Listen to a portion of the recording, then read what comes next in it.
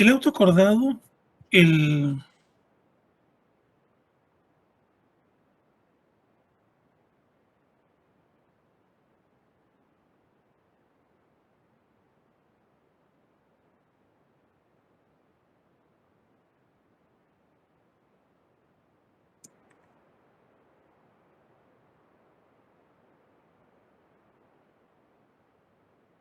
en el auto acordado, habíamos visto que una vez interpuesto el recurso de protección, se solicita informe por la vía más expedita posible a la autoridad o persona recurrida.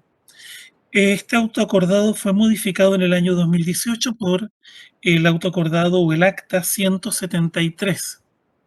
Indica también, hoy en día, este auto acordado, el Acta 173, lo que hizo fue establecer algo que era un poquito obvio en la práctica, que se estaba haciendo hacía mucho tiempo, y es que bajo las mismas condiciones señaladas en el numeral tercero, inciso primero, la Corte de Apelaciones, que es el tribunal de primera instancia en el recurso de protección, puede solicitar informe a los terceros que, en su concepto, pudieran resultar afectados por la sentencia de protección.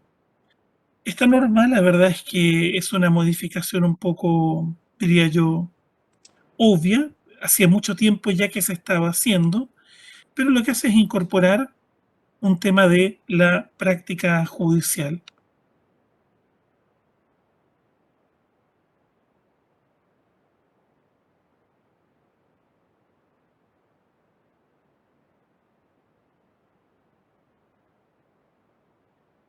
Indicaba que es de acuerdo al numeral cuarto, las personas, funcionarios u órganos del Estado afectados por recursos podrán hacerse parte en el recurso, ¿ya? Eh, y el recurrido generalmente se hace parte al evacuar el informe por el cual se le piden antecedentes sobre la acción constitucional en comento. Debo reiterar que muchas veces los recursos de protección son demasiado vagos o amplios. Si dejamos de lado los casos en que estos recursos son redactados sin el auxilio o apoyo profesional de abogados, en los demás casos es muy frecuente que los recursos se redacten en términos relativamente amplios o extensivos a objeto de precaver cualquier posibilidad de que el recurrido alegue la inadmisibilidad o bien la improcedencia del recurso o el rechazo del recurso. Pero también esa vaguedad o amplitud con que se redactan obliga al tribunal de primera instancia, que es la Corte de Apelaciones, a tener que desentrañar lo que quiere decir el recurrente, no solo en términos de las peticiones concretas, sino de los fundamentos del recurso. Y el tema es bien complejo cuando no está muy claro en contra de quién se recurre. Usualmente, cuando se recurre en contra de un establecimiento nocturno que infringe la normativa sobre contaminación acústica, lo obvio es pedir informe al dueño del establecimiento. Pero también hay que pedir informe, aunque no lo pida el recurrente, a la Seremi de Salud o al servicio de salud respectivo, etcétera. Indica el numeral quinto que para el mejor acierto del fallo se podrán, el ordinal quinto indica que para el mejor acierto del fallo se podrán decretar todas las diligencias que el tribunal estime necesarias. Estas diligencias pueden ser solicitadas en el escrito por el cual se deduce el recurso de protección por el recurrente, pero también pueden ser solicitadas o decretadas, más bien dicho, de mutuo propio por el propio tribunal. Recordemos que al no ser un juicio contradictorio, se trata de desentrañar cuál es el motivo que justifica esta petición de que se restablezca el imperio del derecho y se le otorgue la debida protección al afectado. El numeral El ordinal quinto en su inciso segundo establece una norma sobre apreciación de la prueba. Indica que los antecedentes, más que pruebas, antecedentes, se apreciarán de acuerdo a las reglas de la sana crítica, tanto aquellos que se acompañen al recurso como los que se agreguen durante su tramitación. Podrán ser agregados, uno, en el informe del recurrido, segundo, en un otro sí de la presentación por la cual un tercero se hace parte. Podrán ser agregados por el propio recurrente si llegan a su conocimiento más adelante. O bien, o bien, si los tiene en su poder y aguarda previamente el informe del recurrido, a objeto de ver de qué manera le pueden servir los antecedentes que mantiene. No es lo usual. Pero lo importante es que los antecedentes que se agregan no se agregan bajo ningún apercibimiento. Y esto lo reitero. Simplemente acompaña antecedentes. Eso va a decir la petición o la suma del escrito respectivo o del otro sí respectivo. Y el tribunal decretará, agréguense los antecedentes acompañados al expediente, nada más. La apreciación de acuerdo a las reglas de la sana crítica quiere significar de que los antecedentes allegados al expediente no se aprecian de acuerdo a reglas de prueba tasada, como los previstos en el Código de Procedimiento Civil. Tampoco se aprecian en conciencia. Simplemente se aprecian de acuerdo a las reglas de la lógica, de la ciencia y los conocimientos científicamente afianzados, de acuerdo a las máximas de la experiencia. ¿Por qué? Porque existe cierta forma en que se desarrollan usualmente los actos de tráfico jurídico y los hechos jurídicos en la sociedad. Y el conocimiento de esta forma como se desarrollan configura lo que se denomina las máximas de la experiencia. Las máximas de la experiencia como método de apreciación de la prueba no son necesariamente subjetivas, pero sí requieren de una experiencia. Y esa experiencia está más afianzada mientras más experiencia, valga la redundancia, tenga la persona. Las máximas de la experiencia se aprenden del oficio del abogado, del oficio del juzgador. Y por ello es que jueces que tienen muchos años de experiencia ven cosas que abogados más jóvenes no vemos. Yo siempre decía que ellos ven debajo del agua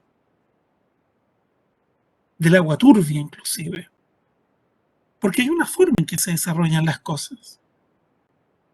La supresión de antecedentes o de hechos en la relación de los hechos que hace el recurrente puede contradecir estas máximas de la experiencia.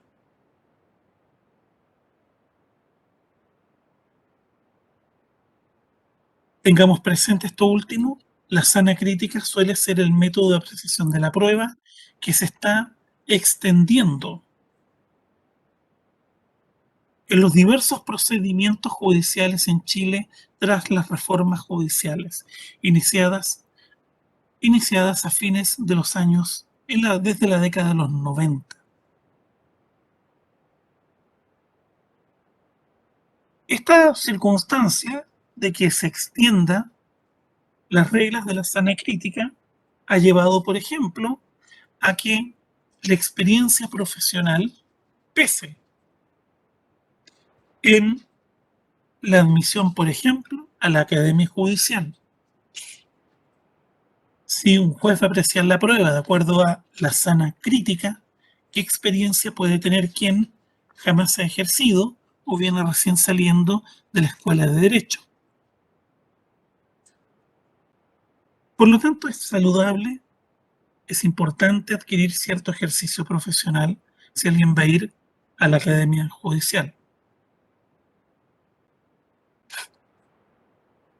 La sentencia que se dicte, ya sea que lo acoja, rechace o declare inadmisible, dice el ordinal quinto, será apelable ante la Corte Suprema. El único recurso que procede es el recurso de apelación como recurso ordinario. No procede la casación en la forma, porque, insisto, no es juicio, menos la casación en el fondo, porque no es juicio. El ordinal sexto indica que la sentencia se notificará personalmente o por el Estado a quien hubiera deducido el recurso y a los recurridos que se hubieran hecho parte en él. La apelación debe interponerse en el término fatal de 5 días hábiles, contados de la notificación por el Estado diario de la sentencia que decide el recurso. Aquí hay una diferencia con la apelación en el recurso de amparo, porque en este último se interpone en el término perentorio de 24 horas por el objetivo que persigue. En cambio, aquí es el plazo de 5 días hábiles, plazo de días judiciales. No lo olvidemos. La sentencia no se notifica por cédula, a pesar de ser sentencia de primera instancia. Por una razón obvia, este es un procedimiento de urgencia, motivado por el quebrantamiento del derecho. Indica el ordinal séptimo que recibido los autos en la Secretaría de la Corte Suprema, el presidente del tribunal ordenará dar cuenta preferente del recurso en la sala que corresponda, la cual, si lo estima conveniente, se le solicita con fundamento plausible y especialmente cuando se le pide como un acuerdo por recurrente recurrido y quienes se hayan hecho parte, podrán ordenar que sea resuelto previa vista de la causa, disponiendo traer los autos en relación. Pues bien, el recurso de protección se resuelve previa vista de la causa ante la Corte de Apelaciones respectiva. La apelación, la apelación, en principio se resuelve en cuenta, salvo que, por las circunstancias que indica el ordinal séptimo, se decrete por la Corte Suprema que sea resuelto previa vista de la causa. Obviamente, obviamente, los abogados solicitamos alegatos con fundamento plausible, salvo que objetivamente la apelación no tenga ningún destino, en fin. Pero siempre es bueno solicitar alegatos ateniéndonos a los fundamentos del recurso, obviamente.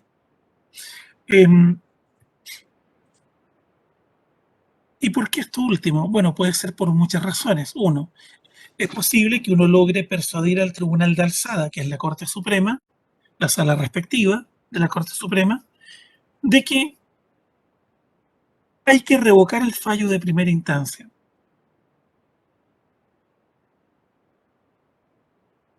En segundo lugar, uno puede solicitar alegatos con fundamento plausible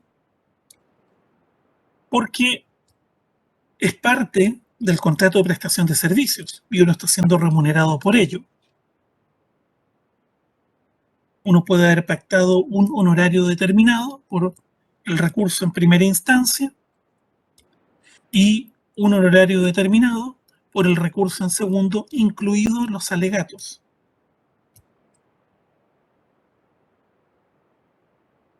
En tercer lugar, también es saludable solicitar alegatos porque si el recurso es rechazado en primera y es confirmado el rechazo, es confirmado el rechazo, en segunda, difícilmente el cliente va a creer de que usted no hizo bien el trabajo.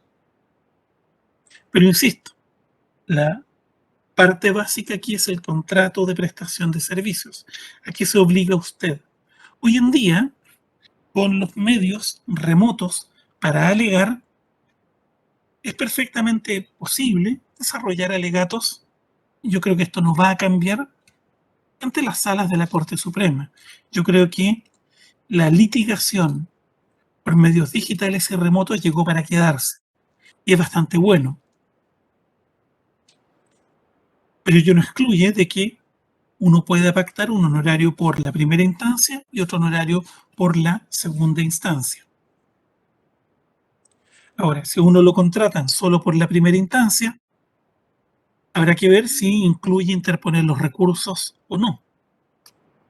Usualmente uno lo incluye, pero en la segunda instancia el cliente se lo encargará a un abogado distinto, que puede ser de la capital, en fin, ahí verá. En este caso, se dicta el decreto de autos en relación y, como ustedes bien saben, la causa se pone en tabla, hay que esperar el anuncio, uno se anuncia con el relator respectivo de la sala de la Corte Suprema y efectúa su alegato. El ordinal séptimo señala que en este caso el recurso se agregará extraordinariamente a la tabla respectiva de la sala que corresponda. Un momento, por favor, voy a hacer una breve interrupción de 30 segundos.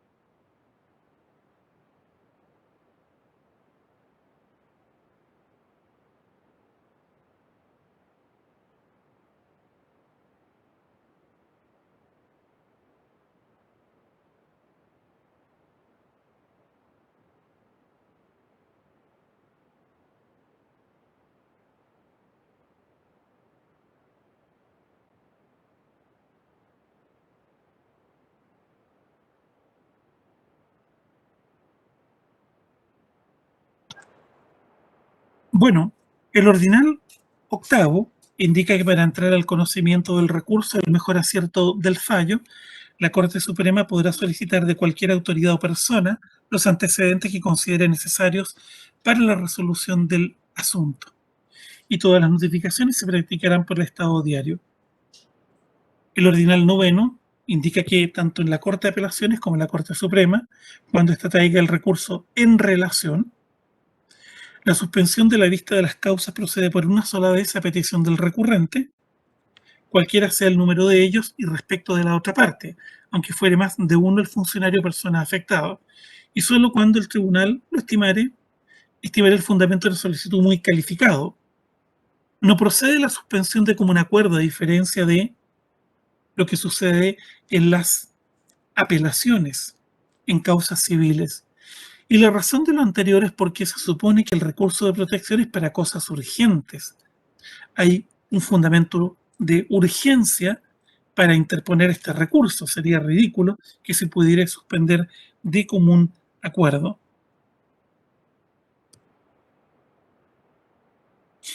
El ordinal décimo indica que la Corte de Apelación y la Corte Suprema fallará en su caso el recurso dentro del quinto día hábil, pero tratándose de las garantías constitucionales en los numerales 1, 3, inciso quinto, 2 y 13 del artículo 19, la sentencia se expedirá dentro del segundo día hábil, plazos que se contarán desde que se halle en estado la causa, es decir, desde que se hubiera adoptado el acuerdo.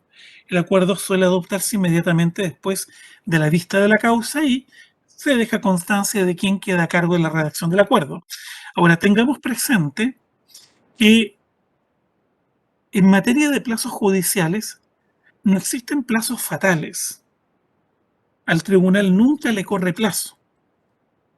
Sin embargo, se procura que se cumplan estos plazos, porque eventualmente puede haber una investigación o una denuncia en contra del ministro eh, que no cumple, que se retarda la entrega de sus acuerdos. Es decir, se puede ejercer la jurisdicción disciplinaria a su respecto.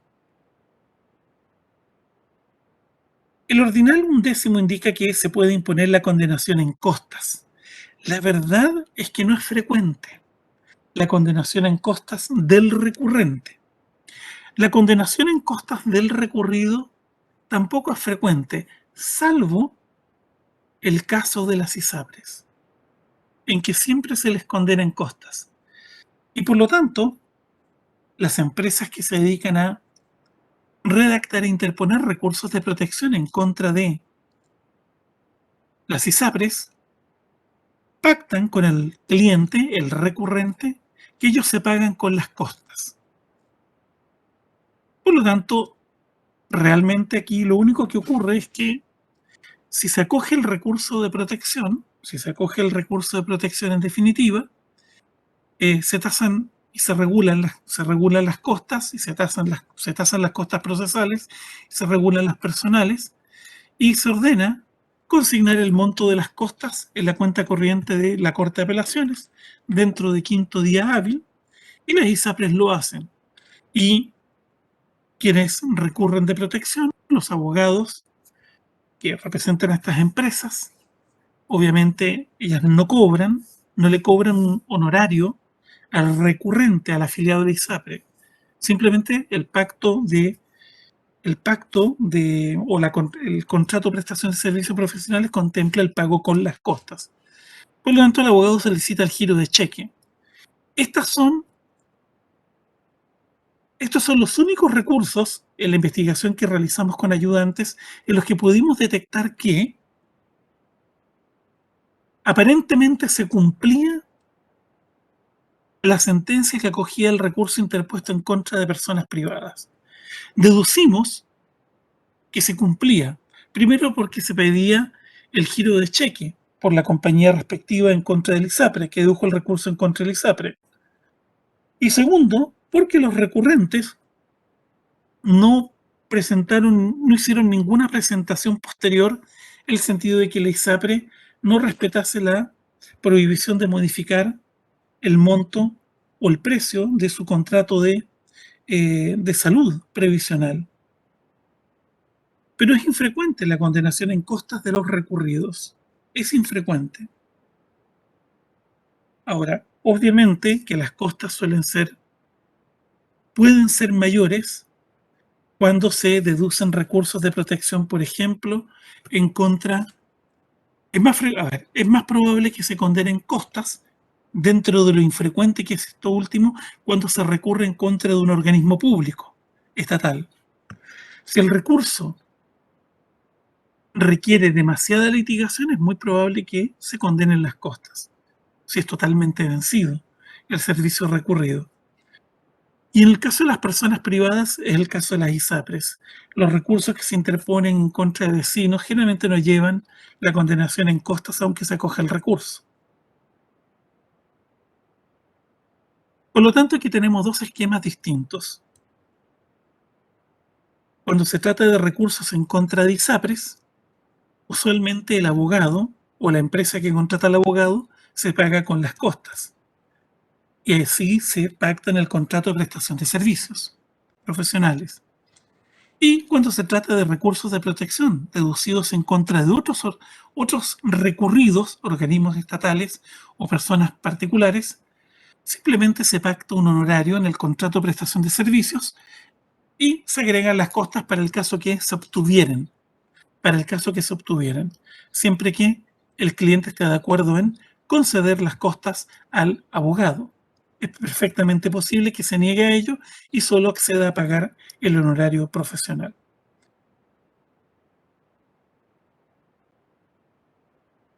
La simplicidad y facilidad del recurso de protección hace de que este sea un instrumento muy apetecido por los abogados, porque la verdad es que no requiere mucho, no requiere mucho. Esto no significa, insisto, de que sea un instrumento eficaz, por ejemplo, para el control de la administración, porque la mayoría de los recursos son rechazados. Simplemente es un medio, yo diría bastante simple, de prestar servicios y percibir un honorario profesional, para ser bien honesto. Eh, ¿Por qué? Porque no demanda mucho tiempo. Segundo, como son concentrados, la verdad es que usted no requiere invertir tanto en esto. Ciertamente va a tener que invertir tiempo, conocimientos, pero no hay una pérdida tan aparente de ganancia o un lucro cesante por dedicarle mucho tiempo a esto. Es una opinión muy personal, ¿ya? Y por eso es que vemos recursos en contra de las cosas más inverosímiles. Por ejemplo, se interpuso un recurso de protección en contra de la Convención Constitucional. Mi opinión personal es por el famoso tema del quórum de votación. Yo leí el recurso, lo veo bastante, no sé, laxo el recurso, no le veo muy buena cara, más si hay un contencioso administrativo especial eh, previsto en la reforma constitucional, o más que contencioso administrativo, un contencioso constitucional especial. Pero ustedes se dan cuenta realmente, los abogados adoran el recurso de protección, adoran el recurso de protección. Son, hacen una diferencia muchas veces en la posibilidad de ganarse la vida profesional. En la medida que muchas actuaciones que antes realizaban los abogados han caído o en fiscalías o en organismos de carácter estatal, o bien en procedimientos más automatizados, se reduce el ámbito del ejercicio profesional de los abogados. Ténganlo muy presente en este punto.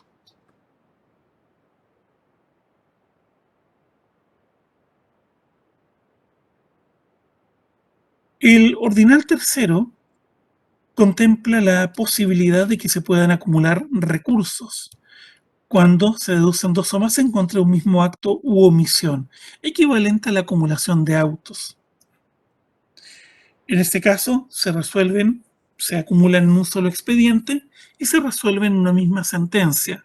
Y por lo tanto se aplicarán las mismas reglas de la acumulación para la vista de la causa. Es decir, distintos abogados tendrán que alegar en distintos roles, como recurrente y recurridos. El ordinal 14º indica que firme el fallo de primera instancia por haber transcurrido el plazo para interponer el recurso de apelación, sin que éste se hubiera deducido, es decir, esta firma o ejecutoriado, o dictada sentencia por la Corte Suprema cuando fuere procedente, ojo, no dice sentencia de término, porque no es juicio. Se transcribirá lo resuelto a la persona, funcionario o autoridad cuyas actuaciones hubieran motivado el recurso de protección por oficio directo o por cualquier medio electrónico si el caso así lo requiere.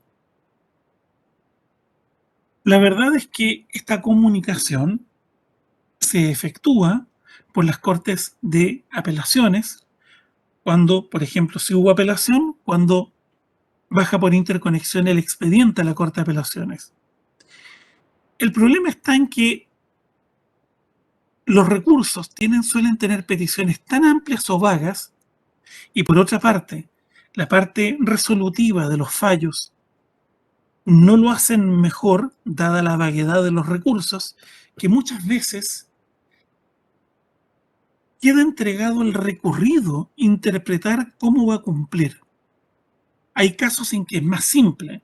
Si se interpone un recurso de protección en contra del vecino que cerró con tranca y candado el camino vecinal, es re simple. Tiene que abrir el camino, remover la tranca y el candado. Estamos claros. Pero en otros casos la verdad que no es tan simple, sinceramente. Y eso genera problemas entre el recurrido y el recurrente, porque el recurrente estima que el fallo no está siendo cumplido a cabalidad. Si el fallo no es explícito en lo que se ordena al recurrido, se van a generar estos problemas por regla general. Y lo que va a ocurrir es que se presenta el recurrido, el recurrente efectúa presentaciones posteriores indicando a la Corte de Apelaciones que el recurrido no ha cumplido íntegramente, no ha cumplido, etcétera. Lo que hace la Corte de Apelaciones es enviar un oficio a carabineros para que se aperciba en el lugar y vea si se está cumpliendo o no, etcétera. En ocasiones aparece el recurrente indicando que ha cumplido, de acuerdo a los términos del fallo, y la cosa queda hasta ahí, porque no está claro de que haya un delito de desacato. a una resolución judicial. En ocasiones hay presentaciones sucesivas del recurrente indicando que no se está cumpliendo con el fallo, etcétera. Porque usualmente el recurrido, cuando es una persona particular, cumple el fallo en lo estrictamente necesario, limitándose a lo que entiende de qué trata el fallo. Y frente a ello, la Corte de Apelaciones tiene dos opciones. O simplemente ordena archivar el expediente porque las peticiones sucesivas no son materia del recurso, o bien, si considera que hay desacato, efectúa la denuncia ante el Ministerio Público.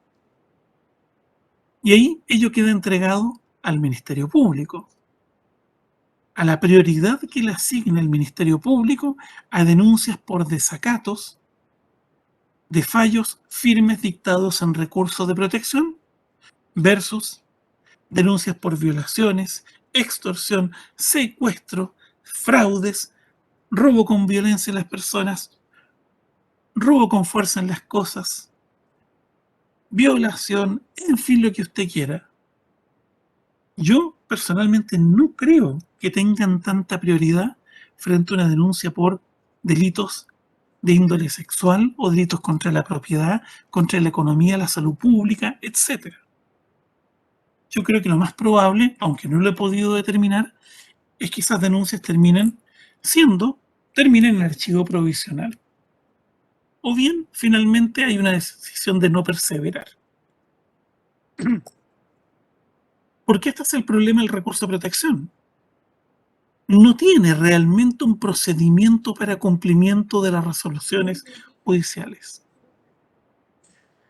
Indica el ordinal 15º que si la persona, el funcionario, representante o jefe del órgano, cualquiera sea su calidad, no evacuare los informes o no diere cumplimiento a las diligencias, resoluciones y sentencias dentro de los plazos que la Corte o la Corte de Apelaciones de la Corte Suprema ordinaren, podrán éstas imponer al renuente, oyéndolo o en su rebeldía, alguna de las siguientes medidas. Amonestación privada. Imagínense, esto tiene mucho más importancia para un funcionario público, pero para una persona privada, una amonestación privada, no sé qué efecto tendrá. Censura por escrito, tiene más sentido para un funcionario público, multa de beneficio fiscal que no sea inferior a una UTM ni excede 5 UTMs.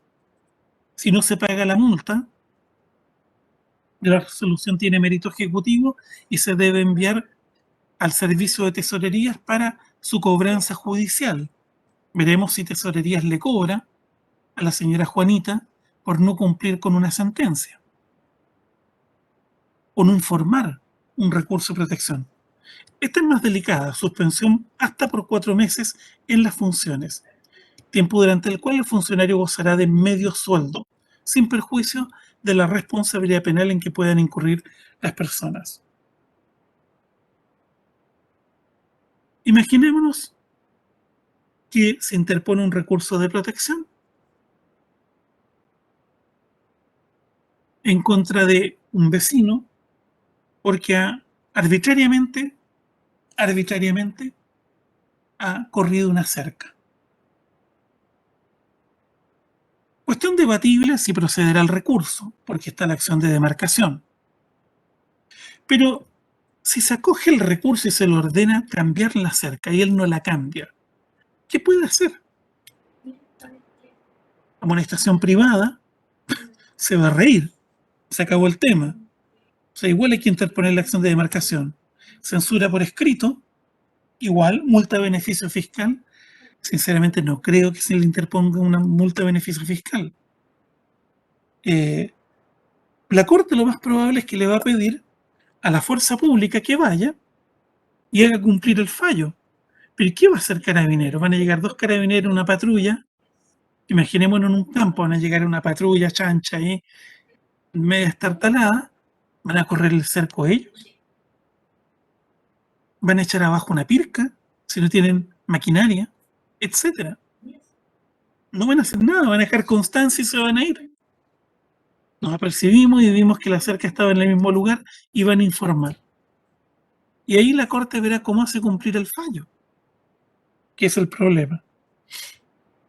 Porque reitero, no creo que una denuncia por desacato judicial tenga tanta relevancia para el Ministerio Público, habiendo cosas más urgentes.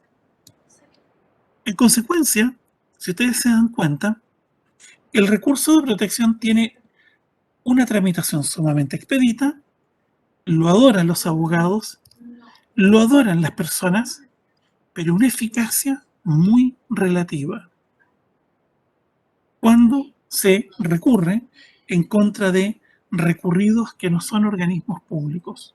Y aún en este último caso, resulta debatible cómo se podrá cumplir muchas veces. Probablemente si un acto administrativo es ilegal, se deja sin efecto, muy simple. Pero en otros casos, pensemos por ejemplo en el caso Quintero Ventanas, el famoso recurso de protección que ordena a una serie de empresas readecuar procedimientos, etcétera. Todavía no se puede cumplir. Y no se puede cumplir porque probablemente los recurridos no tienen los medios económicos para readecuar procesos industriales, para dar cumplimiento a una serie de protocolos, etcétera. En consecuencia, es, tiene ciertos límites fácticos la eficacia de estas acciones. Por lo anterior es que yo sostengo, y concuerdo con quien fuera mi profesor de Derecho Administrativo, que el recurso de protección no es sustituto para un contencioso administrativo en forma, que este último, aunque sea más complejo, aunque requiera mayor inversión de recursos, otorga una mejor protección o una mejor garantía judicial efectiva al administrado cuando se trata de acciones en contra de la administración del Estado. Por lo tanto, efectivamente, lo que puede ser en principio barato puede costarle muy caro al recurrido. Si el recurrido pierde el recurso, si el recurrente, al recurrente, perdón, si el recurrente pierde el recurso, salvo que se trate de un litigante organizacional, un banco, una empresa, etcétera, es muy probable que se va a salir del sistema judicial y no va a interponer las acciones ordinarias, porque recordemos, el fallo del recurso de protección no produce cosa juzgada material. Uno puede interponer las acciones correspondientes y enervar prácticamente lo resuelto en protección mediante las acciones judiciales ordinarias o las acciones contenciosas administrativas. Pero para quien no tiene las espaldas financieras para financiar ello o no forma parte del medio en que nos desempeñamos los abogados, la verdad es que lo más probable es que se va a alienar del sistema judicial, porque no va a entender por qué los jueces no acogieron su recurso. No sé si entienden a qué me refiero. En la mentalidad ciudadana está la idea de que los jueces deben ser algo así como un Sherlock Holmes y tienen que entrar a suplir las deficiencias de las actuaciones procesales de los abogados e inclusive de las partes. Y la verdad es que un recurso se suma a miles más que tienen que ver los jueces. Los jueces hacen el esfuerzo, pero hay límites humanos en este punto. No sé si hay algún comentario, alguna consulta.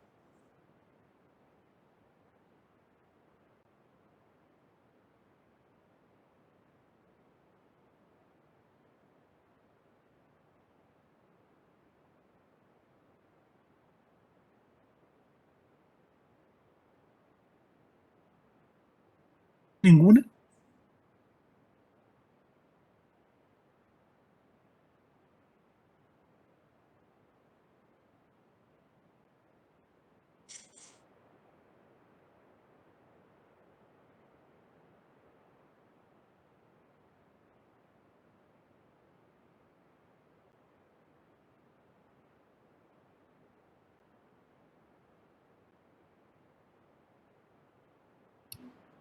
Para, insisto, para interponer un recurso de protección no se requiere mucho, solo saber un poco de derecho, sinceramente, ¿ya?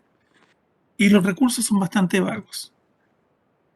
En una oportunidad me acuerdo que me tocó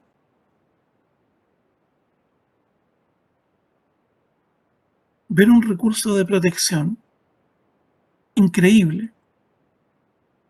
Un estudiante en práctica, un estudiante en práctica de la Corporación de Asistencia Judicial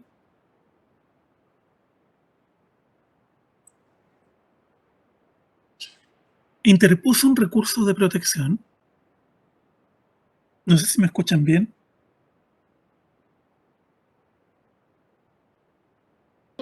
Sí, profe, se escucha. Bueno, interpuso un recurso de protección invocando el derecho a la vida en contra de una empresa. ¿Por qué? Por una presunta matanza de perros. Derecho a la vida, derecho a vivir en un medio ambiente libre de contaminación. La lecera no tenía pies ni cabezas, objetivamente. Y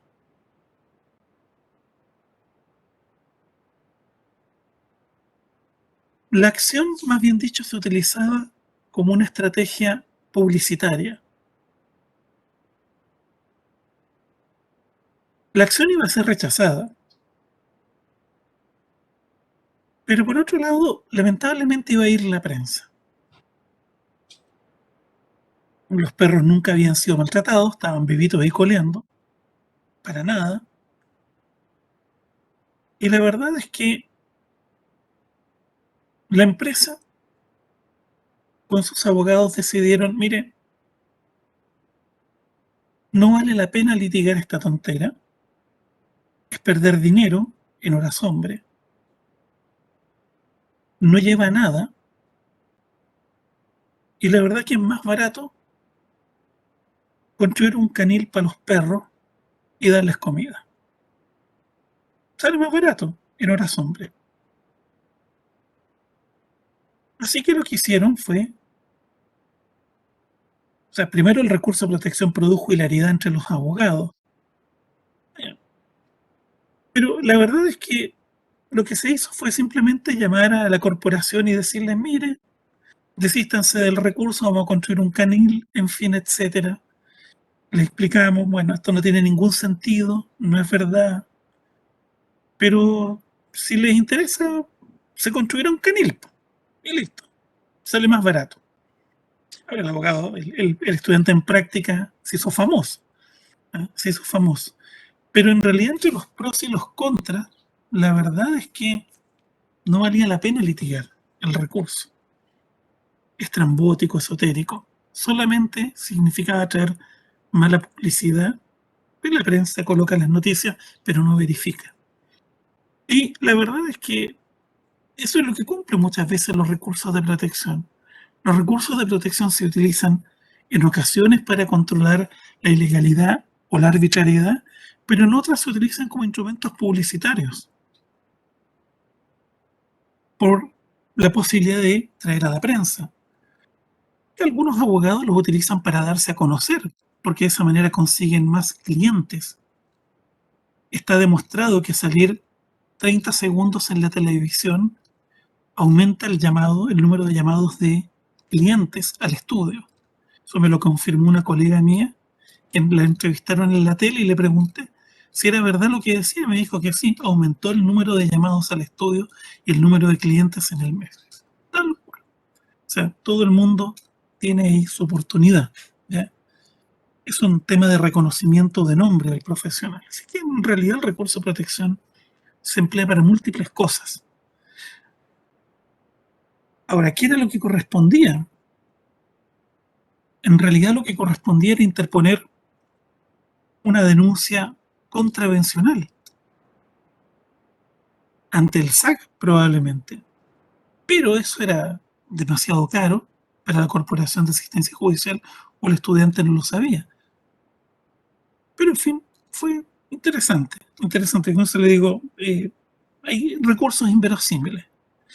Ha habido recursos de protección, por ejemplo, el recurso de protección de, en contra del, creo que era el Consejo de Calificación Cinematográfica, porque cuando se autorizó la emisión de la película La Última Tentación de Cristo. Y los recurrentes recurren en nombre de nuestro Señor Jesucristo, dicen tal cual, porque se ha vulnerado su derecho a la honra, asumiendo que Jesucristo es un personaje histórico, lo cual es discutible en todo género de discusiones filosóficas y religiosas.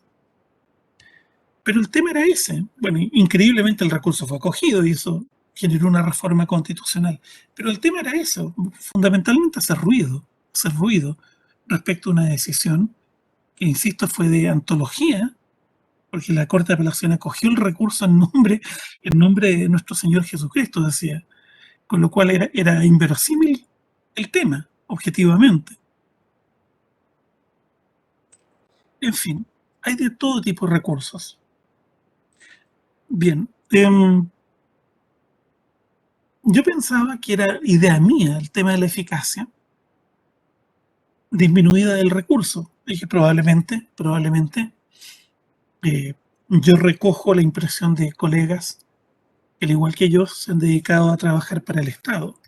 Después de todo, mis antecedentes provenían del Consejo de Defensa del Estado, de Gendarmería de Chile, de Carabineros de Chile, etcétera. Pero en una oportunidad hablé con abogados en el ejercicio liberal de la profesión y coincidieron conmigo. En realidad, la mayoría de los recursos rebotan por defectos en la arquitectura. Porque, reitero, en Chile no hay una ley sobre acciones constitucionales. Pero aunque lo hubiera, el tema más delicado siempre va a ser cómo se cumple la sentencia que acoja la acción respectiva. ¿Por qué? Porque hay acciones que son más fáciles de cumplir. Amparo, muy simple. Anotar, registrar al detenido, ponerlo en libertad, etcétera. Que se investigue y se sancione a quienes lo han apaleado, etcétera. Dejar sin efecto un acto administrativo ilegal, muy fácil. Simplemente se dicta el acto de contrario imperio. Pero en otros casos no está tan claro cómo se cumple, objetivamente. Objetivamente. Bueno, eso es lo que yo les puedo comentar sobre el recurso de protección. Tengan presente, tengan presente que la mayoría de los profesores de derechos fundamentales, la inmensa mayoría, consideran que el recurso de protección es muy bueno y son un gran cambio. Es efectivo. El recurso de protección permitió el surgimiento de una jurisprudencia sobre derechos fundamentales en Chile, lo que antes no existía antes del año 77. Llega a ser paradojal que esto se crea en plena dictadura, si es lo más increíble, ¿ya? Y en el periodo más álgido de la represión política que había en Chile. Pero eso fue lo que generó. Pero una cosa son las disquisiciones que hagan los jueces y los abogados, y otra pregunta es si al final del día los recurrentes lograron lo que querían. Esa es una pregunta que nunca ha podido ser respondida en Chile porque no hay trabajo de campo. Nadie se ha dado el trabajo de ir a preguntar, a entrevistar a los recurrentes y decir, bueno, ¿consiguió lo que quería con esta acción? ¿Qué porcentajes hay? Etcétera.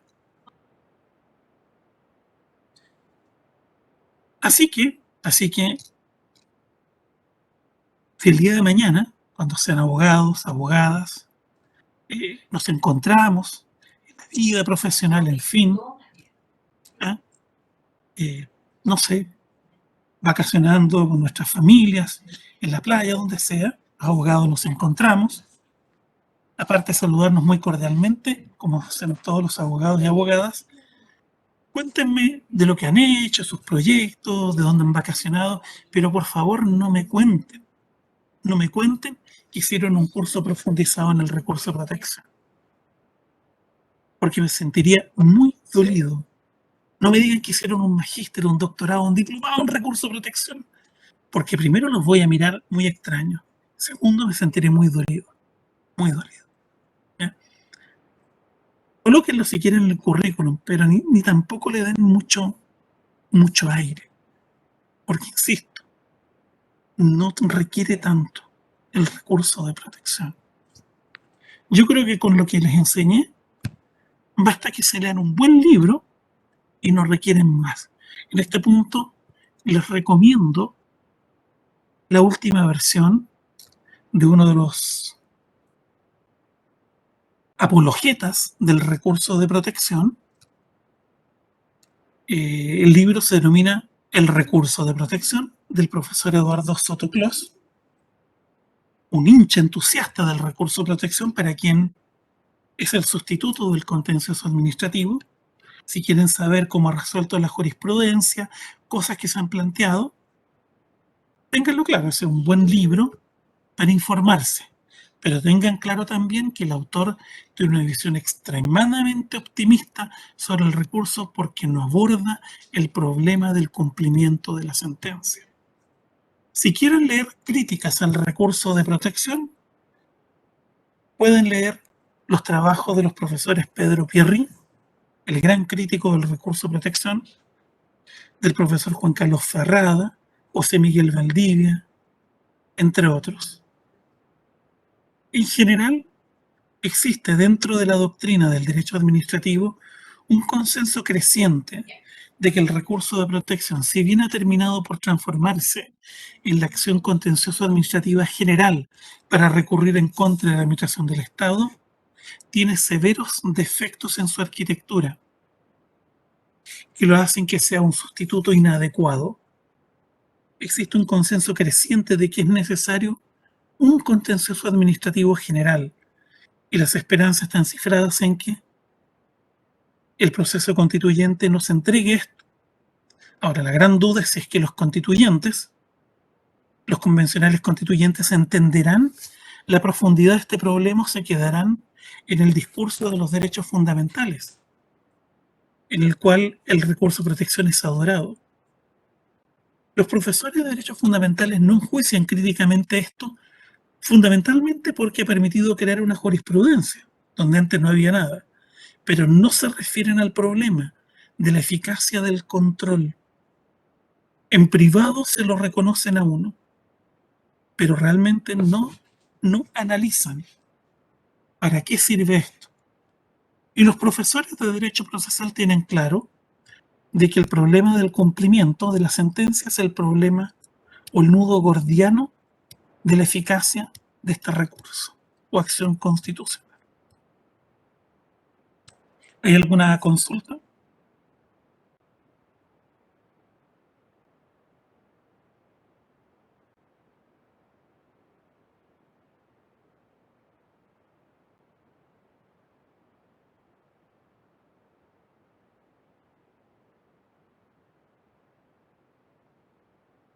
Cecilia, ¿le merece alguna reflexión?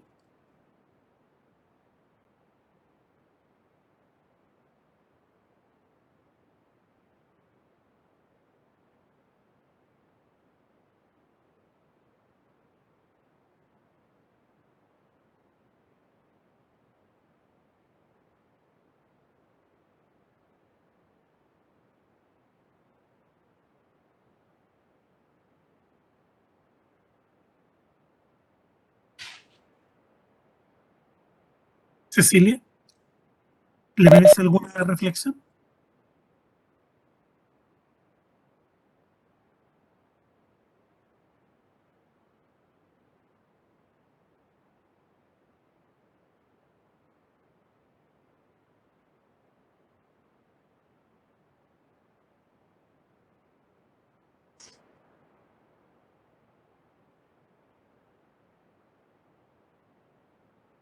Por el costo de oportunidad.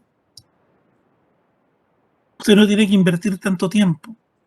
Si logra ganar, habrá invertido menos tiempo y tiempo cuesta dinero, creo yo. Por eso es que si el cliente le dice a usted, mire, yo quiero recurrir de protección, usted no le va a dar este discurso. Se dice, pero por supuesto, le redacta el recurso de protección. Porque el cliente quiere una solución rápida. Y supone que usted... Es que no tiene por qué saberlo.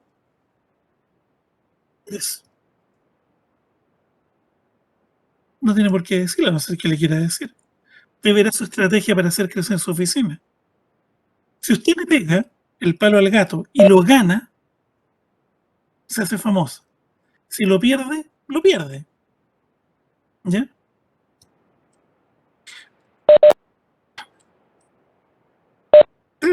Por eso es que los abogados, miren, si los abogados se pueden ahorrar meses de litigación mediante una acción que dura 45 días, en el mejor de los casos 60, o años de litigación, excelente negocio para el cliente y para el abogado, porque tiene disponible tiempo para tomar otros casos. También para el cliente, porque se ahorra años de incertidumbre. Los mejores recursos requieren de inversión de tiempo y dinero y son preparados por equipos de abogados. Por eso es que la mayoría de los abogados que trabajan como llaneros solitarios en la soledad de su oficina redactan rápido el recurso porque si no pierden el cliente. El cliente quiere ir a la corte de apelaciones a conferir patrocinio y poder, en su tiempo era así, etcétera. Quiere ver el recurso ahí. Es bien peculiar cómo opera la psicología de las partes en el proceso judicial. Ahora, un, un expresidente de la República decía en este punto que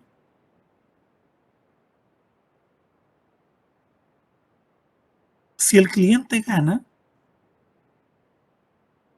por regla general, salvo que sea una empresa, en fin, personas naturales, por regla general va a pensar que el honorario siempre fue muy elevado, porque la causa se ganaba sola.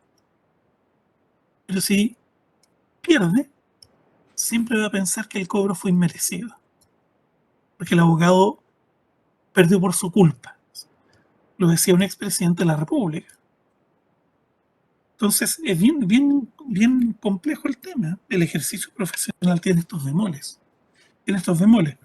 Pero no hay que tomar mucho caldo de cabeza, simplemente hay que ejercer la profesión. ¿Ya? Bien. Yo dudo que el gremio de los abogados quiera proponer la abolición de este recurso. Lo dudo sinceramente. Porque es una forma de ganarse la vida, objetivamente. Cuestión aparte, si es que uno logra lo que se pretende. Bueno, ese es el famoso recurso de protección. ¿Ya?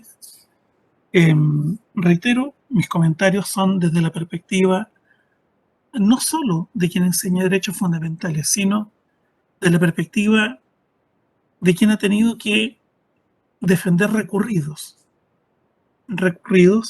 con espaldas para defenderse, como son los organismos estatales. Y obviamente es una visión muy distinta a la de otros. ¿Ya? Insisto, es un tema. Bien. Obviamente que si uno ve el arancel del Colegio de Abogados de Valparaíso, le da a uno ciertas orientaciones sobre cómo cobrar por los recursos de protección, ya, la complejidad del asunto, etcétera. Obviamente que si usted lo contrata, una empresa gigantesca va a cobrar una cantidad apropiada, ya, acorde a las espaldas de quien lo quiere contratar. Cosa muy distinta porque le va a traer un caso muy complejo, muy complejo. Bien, vamos a hacer un receso y vamos a entrar a la nulidad de derecho público.